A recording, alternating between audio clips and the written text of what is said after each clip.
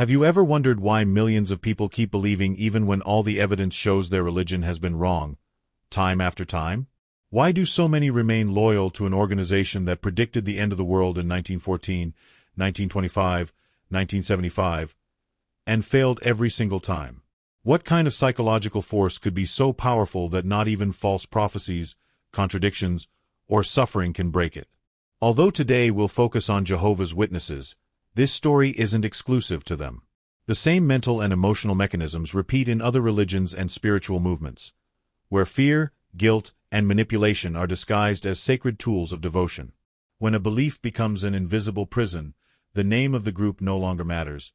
The psychological outcome is the same. Science calls it cognitive dissonance, but at its core, it's something deeper. The fear of losing belonging, the fear of being alone, the fear of realizing that an entire life might have been built on a lie. People don't stay because they're ignorant. They stay because their minds have been conditioned to survive within the system. For many, leaving doesn't feel like freedom. It feels like dying. In this video, we'll explore how the human mind clings to faith even when reality collapses it, how religious organizations keep their followers trapped through guilt, isolation, and information control, and what happens inside the brain when the absolute truth begins to crumble. So stay until the end. Because what you're about to learn won't just help you understand Jehovah's Witnesses. It will help you recognize the same patterns of manipulation in any religion, cult, or ideology that claims to own the truth. When reality contradicts what we believe, the brain enters into conflict. That inner clash is called cognitive dissonance, a psychological mechanism first identified by scientist Leon Festinger in 1957. Festinger observed a religious group that claimed the world would end on a specific date. When the prophecy failed, instead of abandoning their belief, the followers became even more devoted. They said God had postponed the end as a reward for their faith. In other words, the mistake didn't destroy the belief, it reinforced it. The mind chose the comfort of illusion over the pain of truth. The same thing happens among Jehovah's Witnesses. When the end of the world didn't arrive in 1914, the official explanation was that Christ had begun to reign invisibly in heaven. When 1975 passed without Armageddon, members were told that some had gotten overly excited. In this way, the organization never admits an error.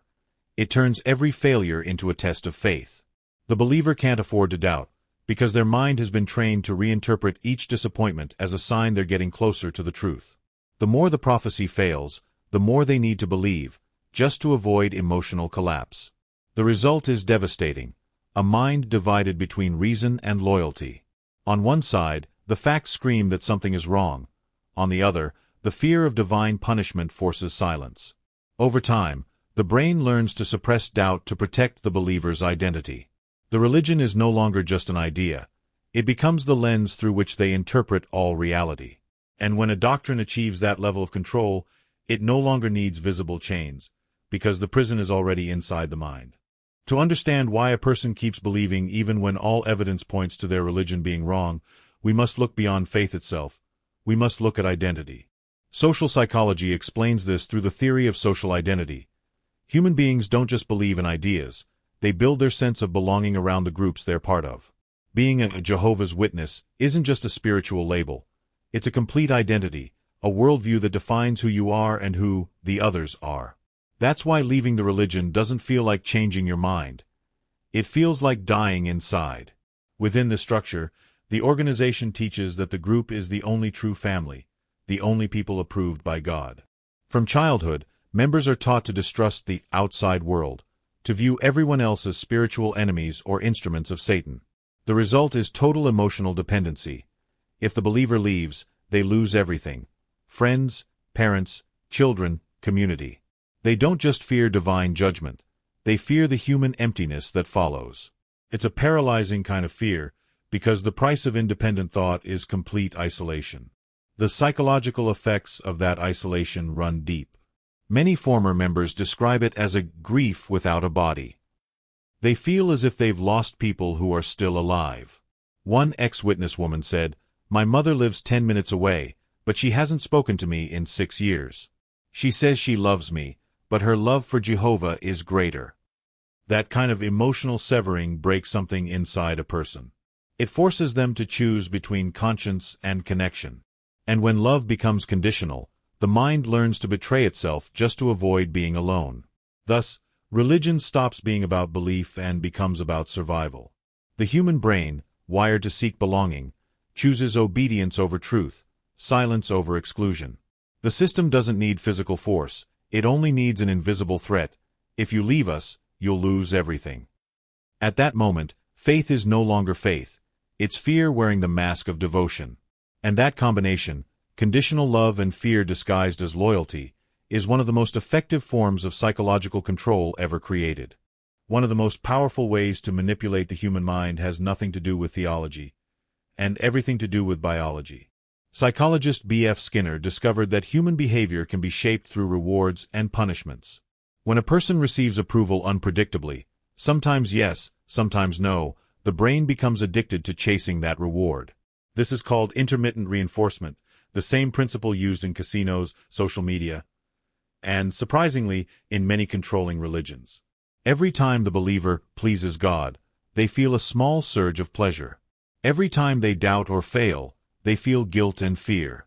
Religion, then, becomes an emotional machine that regulates dopamine and cortisol as if they were sacred tools. Within Jehovah's Witnesses, this system is perfectly engineered. Conventions and public meetings function as centers of emotional validation, applause, smiles, recognition for being faithful. But if a member makes a mistake or expresses doubt, the response is silence, coldness, and distance. No physical punishment is needed. The brain itself creates the pain. The believer learns to associate obedience with acceptance and questioning with rejection. On a neurological level, it becomes an addiction to relief. They obey not out of conviction, but to avoid suffering.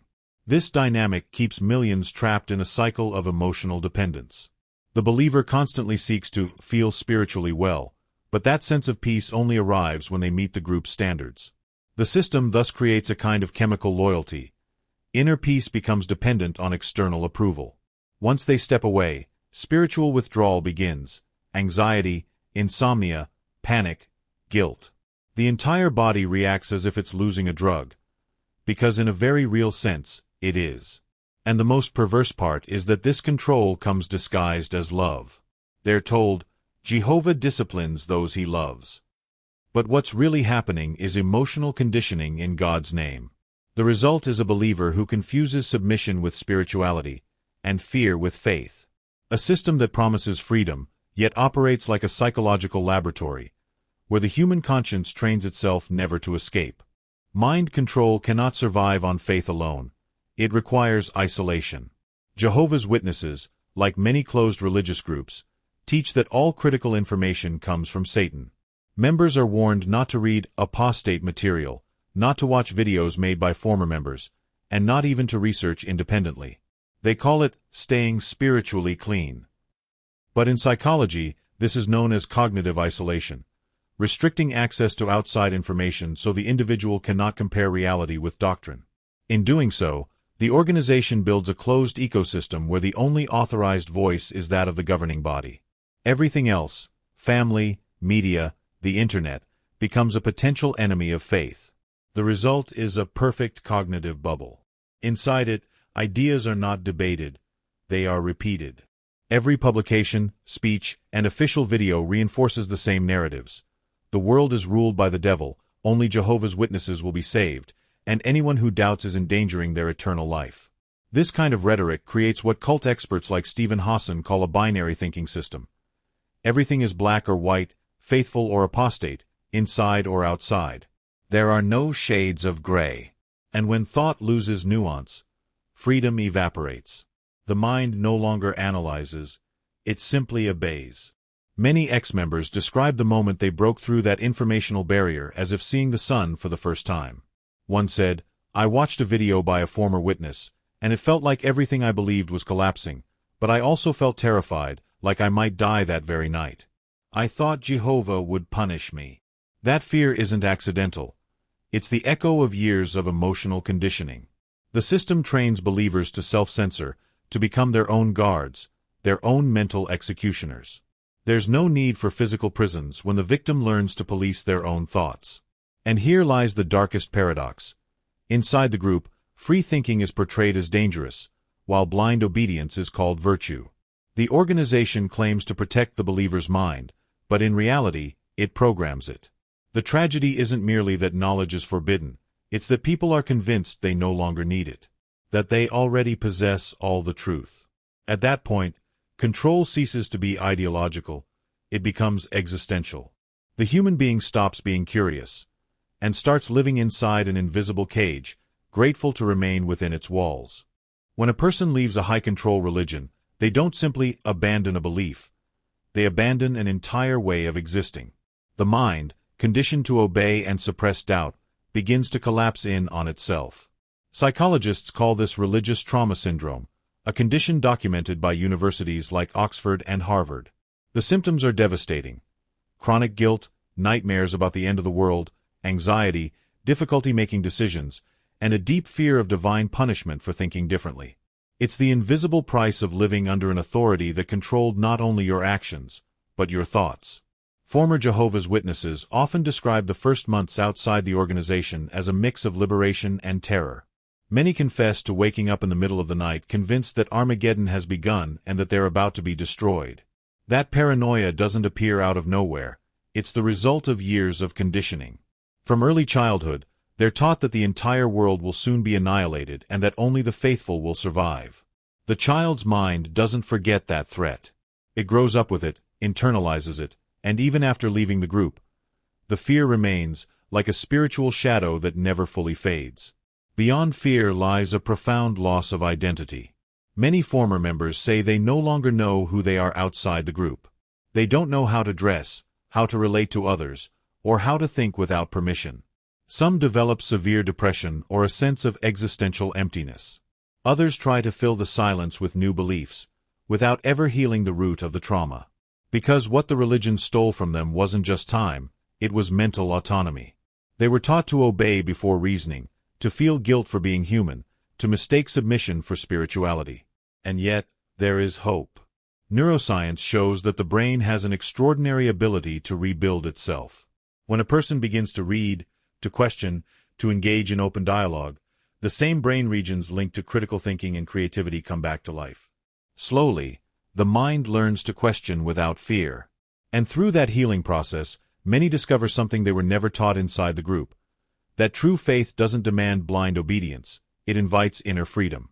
Because only a free mind can truly believe out of conviction, not out of fear. Some people do wake up. It doesn't happen overnight. It's a slow, painful, yet profoundly human process. It all begins with a single question, one that refuses to die. What if not everything I was taught was true? That question, considered dangerous inside the group, becomes the seed of freedom outside it. At first, fear screams louder than reason. But little by little, silence fills with clarity. And the person realizes that the power they thought was external, fear, guilt, authority, had always been inside their own mind. True awakening isn't about leaving a religion.